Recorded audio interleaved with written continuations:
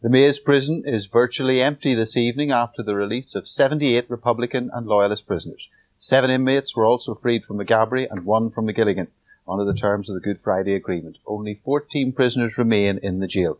There were scenes of jubilation at the Maze as men convicted of some of the most horrific killings during the Troubles walked through the gates for the last time. Jane Lockery reports. The first of the 78 prisoners due for release at the Maze came through the gates at 9:30 this morning. The 8 UVF inmates were bundled into cars within minutes of their release. Their spokesman, who was the first Loyalist prisoner at the Maze, said it was important that there were no displays of triumphalism. We also acknowledge the release of prisoners today will not be welcomed by everyone, and we understand and sympathise with that view. It's not our intention to glorify this occasion. Long case touched the lives of many thousands of families within our community. Long case must never be forgotten, nor be allowed to repeat itself. Earlier, over 100 people, waving UFF flags and banners, marched towards the Maze to await the release of 12 inmates. Among them was the former UFF commander on the Shankill, Johnny Adair.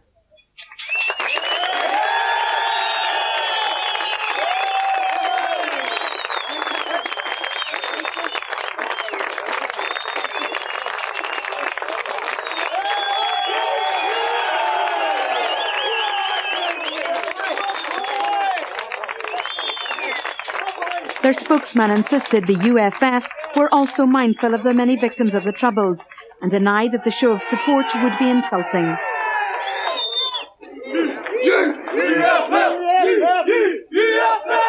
Well, there's absolutely no triumphalism here. These people have come up to support their comrades been released from prison, and I think the statement issued by the prisoners reflects that when they reflect on the innocent victims. Next to be freed were 6 LVF prisoners, among them Norman Coopey, jailed for the brutal sectarian murder of 16-year-old James Morgan near the village of Clough in 1997. His battered and partially burned body was eventually discovered dumped in an animal pit. Torrance Knight, seen here with the white hood, and Jeffrey Deeney, who perpetrated the grey steel atrocity in the name of the UFF in revenge for the Shankill bomb, also attempted to hide their faces as they were hurried away into waiting cars. The first Republicans out were 6 members of the INLA. Among 5 INLA men left inside the jail are 3 responsible for the murder of LVF leader Billy Wright inside the prison in December 1997. We demand the release of all political prisoners, and after the rest of our prisoners get out here in October, there will still remain political prisoners in Ireland and in England, and we call for their immediate release. Cheering, confetti and champagne greeted the release of the 46 IRA prisoners, who were freed in 3 different groups. Sean Kelly, who was given 9 life sentences for planting a bomb in Frizzell's fish shop on the Shankill Road, was escorted away from the jail by leading Republican Eddie Copeland. Kelly's victims included 4 women and 2 children. His accomplice, Thomas Begley, also died in the explosion.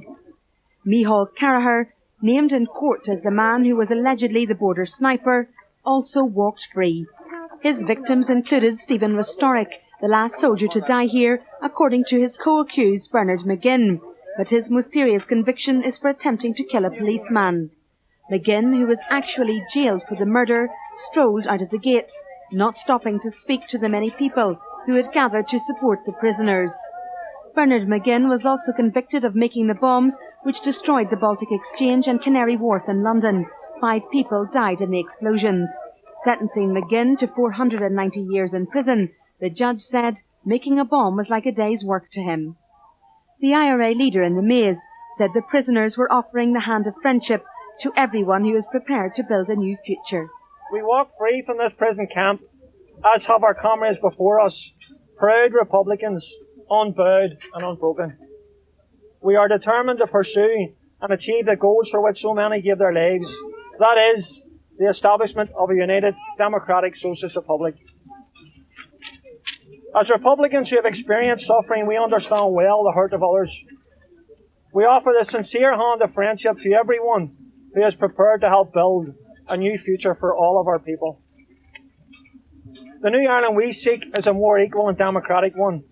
An Ireland that truly cherishes all of our children equally.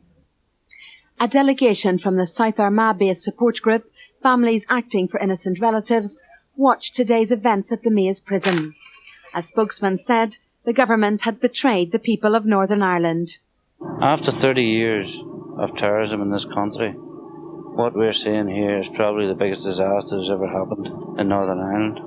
Serial killers have been let back onto the streets, and I know people say, oh, for the good of peace, but this agreement was all built on the fact that decommissioning would go hand in hand with prisoner releases.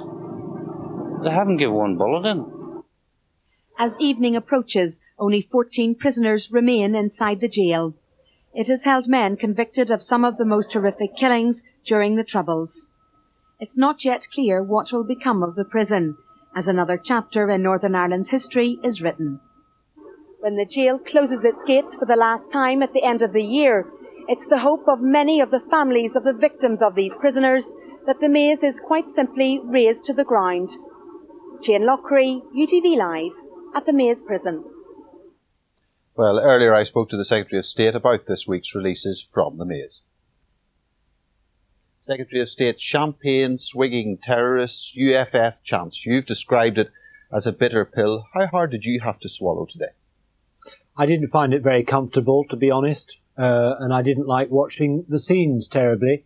I think people who are being released from prison should do so with a degree of humility and quietness, quite honestly, not least in consideration of their victims and their victims' families, who must be feeling very pained and very anguished today. They'll listen to your words but judge you by your actions, and you've now gone ahead and released another prisoner convicted of the Docklands bombing almost a year earlier. Well, I did that, as I've explained over and again. Mr. McCardle had served the qualifying period of 2 years and more, but because of the period of that time being spent here on remand in an English prison, it did not technically qualify in the Sentences Act, and we were in the rather anomalous situation where he had a much later release date than his co-defendants, who'd originally been sentenced to longer terms of imprisonment. It really didn't make sense, and so I thought in the circumstances I ought to put it right. The consistent message from relatives of victims has been it's okay as long as peace is ensured. Your message earlier this week, was that there is now no longer any place for paramilitaries. Is the logical conclusion, and can you confirm that the war is now over? I think that is the logical conclusion, and I want to see that demonstrated in the actions of each and every one of those prisoners released today. And it better be, of course, because it's not an amnesty that I was applying today. It was, under the terms of the Good Friday Agreement, a release of prisoners on licence, and the onus is now on them not to re-engage in terrorism, in paramilitary violence, and if they do, they know the consequences. Their licences will be cancelled and they will go back to jail. But there is a rump of paramilitarism in Northern Ireland, and it's got to be challenged. But it can only be seen off effectively if the entire community, right across the divide, unites with the police to combat paramilitarism and eradicate it from Northern Ireland society once and for all. And briefly, if you're saying the war is over, does that mean a push ahead on demilitarisation? It means that a normalisation of security arrangements will go ahead, but that will be based on an assessment of the security threat. Don't forget, whilst the war is over for the paramilitaries who are on ceasefire, we are still faced with a threat from dissident Republicans, and we will deal with that with all the vigour that is necessary. Secretary of State, thank you. Thank you.